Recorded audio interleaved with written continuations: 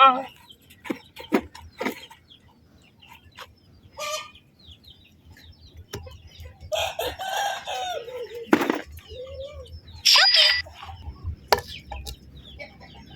สบายดีอีกเทื่อนึงเจ้า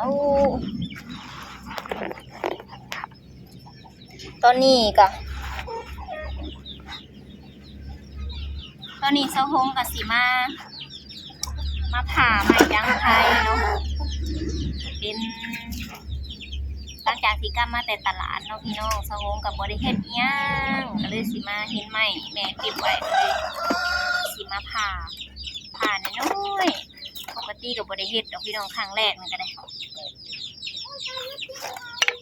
รั้งแรกได้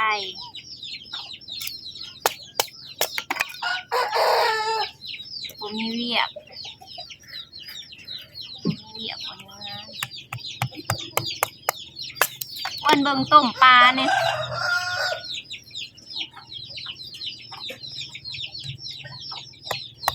มื้อแรงนี่กะจักสิกินข้าวกับยังพี่น้องเอ้ยเป็นคือกันอยู่บ่หลายคนกะหรือว่าเป็นแต่เซาหงบ่หรือว่าจังไดอาการเบื่ออาหารเนาะแม่ว่ากินยังกะบ่คึดอยากกินยังกับบ่แซ่บกินข้าวกะอาหารบ่คึดอยากยังแบบเบื่ออาหารเนาะจักสิกินยังในแต่ละมื้อแต่ละเว้นน่ะคือเรื่องแนวอยู่แนวกินน่ะเป็นเรื่องใหญ่พี่น้องสำหรับเซาหงเนาะสำหรับคนอื่นน่ะบ่ฮู้แต่ว่าสำหรับเซาหงโอ้ยเรื่องใหญ่เลยปวดสิทหารเนี่ยกินได้แต่ละอย่างละแนว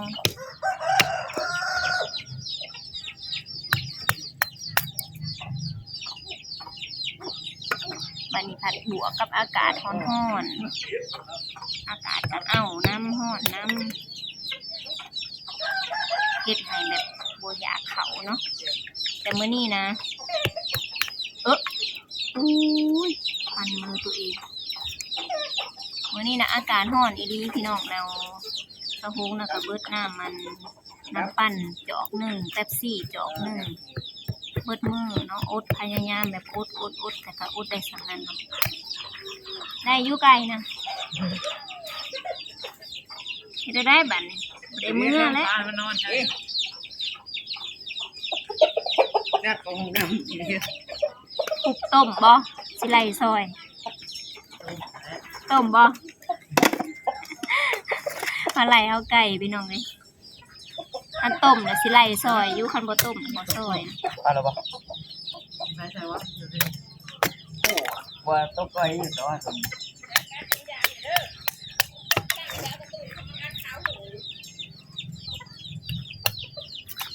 เบิ่งอยู่ว่าต้มปลานะปลาได้โทรศัพท์ใหม่มาอวดเนี่ยมาอ่างปลาลุงดูลุงชายหน่อยกินได้หน่อย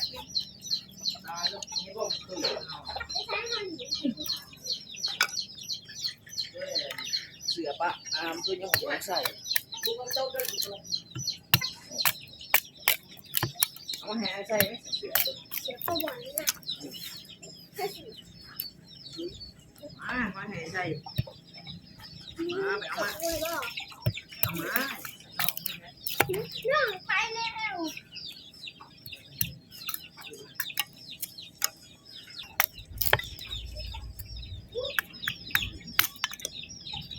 อากาศเริ่มร้อนแล้วบ่มีบนอยู่จักสิอยู่ใส่จักสิอยู่มุมใดของโลกใบนี้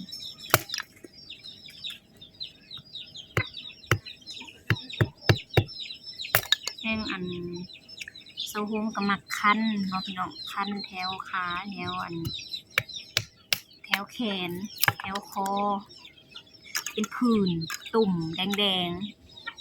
มันอาจสิเป็นน้ำขี้ฝุ่นหรืออากาศเนาะเพราะว่าอากาศเป็นพิษหรือจังใดเนาะ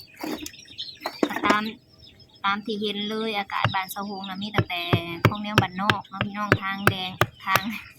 ทางยางกับบ่มีแต่ทางแดงมีแต่ขี้ดินแดงเวลารถมานะกะรถกะลายกุ้ม ขี้ฝุ่นไงเนาะ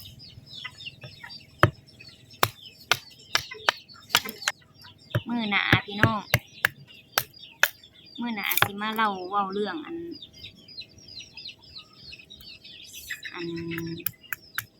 สาวลาวเนาะสาวเกี่ยวกับอันเปิดใจคุยกับหนุ่มไทยนี่แหละเนาะพี่น้องเนาะเพื่อแบบกับบ่ฮู้คือกันเนาะแบบว่ามียังครบแก้มมีคนถามสาวฮงมาว่าคิดแนวใดเนาะแบบรู้สึกจังใดเกี่ยวกับเรื่องนี้ประมาณนี้พี่น้องแต่ทุกท่านได้บอกหรอกเดี๋ยวคลิปหน้าก่อนเนาะหาเวลาว่างๆก่อนจะคงสิมาเล่าเรื่องมาเว้าเรื่องแบบทั่วไปให้พี่น้องอาจสิเป็นความหูเล็กหน่อยเนาะแต่ก็แล้วแต่บุคคล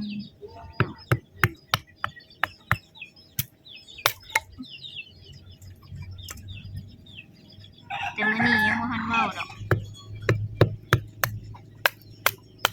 ย่านแต่เว้ายังไปกะย่านแต่ดราม่าพี่น้องเอ้ยย่านแต่เป็นดราม่าย่านแต่แบบบ่ถือฮู้แบบว่า FC เนาะว่าหยังไปก็ได้บางคนเขาเจ้าแบบบ่มักเฮาเขาเจ้าก็ตีเฮาจักหวังดีจักแบบบ่มักบ่รู้ว่าจังไดเนาะเฮาก็สิพยายามเข้าใจว่าเขาเจ้าหวังดีเนาะพี่น้อง ก็เป็นประสบการณ์เป็นบทเรียนเลยอันใดที่แบบว่าผิดพลาดไปก็ได้แต่ถามว่าสะฮงมีคนเว้าให้สะฮงเครียดบ่สะฮงแบบบ่พอใจบ่คนเฮาคันมันสิแบบบ่มีเลยก็เป็นไปบ่ได้เนาะก็มีอยู่เล็กน้อยเนาะพี่น้องแต่ก็อันใดที่มันเป็นพลังลบก็บ่เก็บมาใส่ใจแล้วเนาะแล้วก็แล้วผ่านไปแล้วก็ผ่านไปขอดีของคนปล่อยวางง่ายคือคนที่มีความทุกข์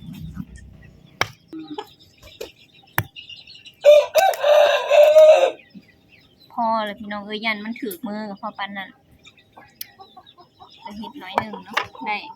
ประมาณเบิ่งมือสะฮงเด้ได้ลายเถื่อเติบอยู่เนาะมันผ่ายากมันบ่แม่นอันนั้น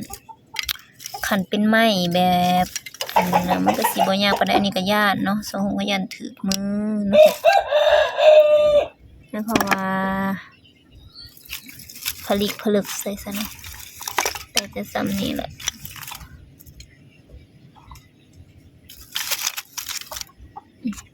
ไปอันนี้ต้มปลาเนาะพี่น้องเดี๋ยวสะฮงสิมาแกะอันกลางมันออกก่อนสิไปป่นต้มปลาดุกคันปลาดุกก็แซ่บอยู่สะฮงก็มักเนาะอันนี้เป็นปลาดุกนาพี่น้อง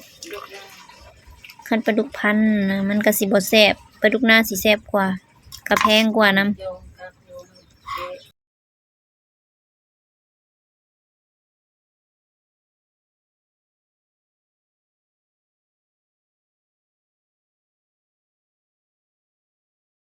นี่สิเป็นปลาตัวที่สะฮงแกะเนาะมีแต่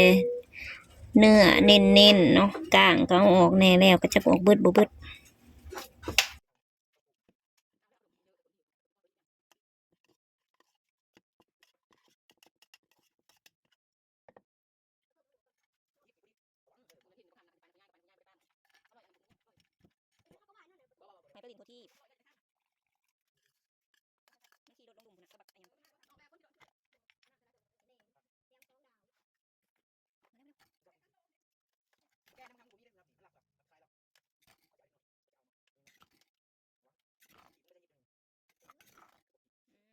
คุณป้าซิวมือข้าพเจ้า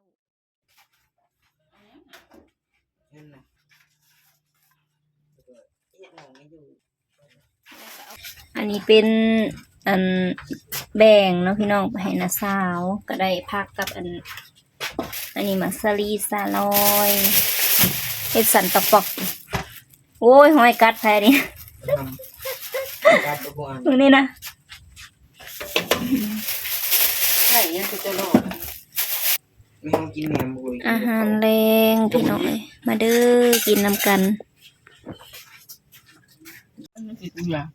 กินข้าวเด้อพี่น้องเอาซ้ำนี่แล้วก็พอกินข้าวนำกันเด้อพี่น้อง ไปป่นบุเสีย สันดี บุเป็ดจาง บกเผ็ดในได้บกเผ็ดแบบหลายๆอีเมลใส่ เห็ดปลา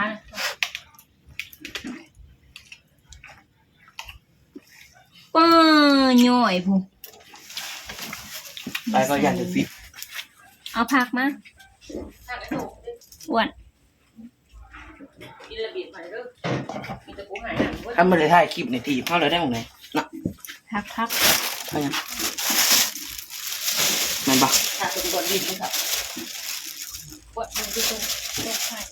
ต้องหมายของกินเขาคือ เขาคลิปบุพอ ค นะ นสวนใหญ่นะท่านบอกอิ่มสวนใหญ่ของ เว้ยหนังคือ นั่นนี่แล้วว่าคนเป็นผู้หญิง อันไม่ติบเขาติมนั่นเป็นกระเทยมาก่อนปะให้มาบักฮัมบักตัวถึงให้อืม คุยกระดอกกระโดอกินแบบ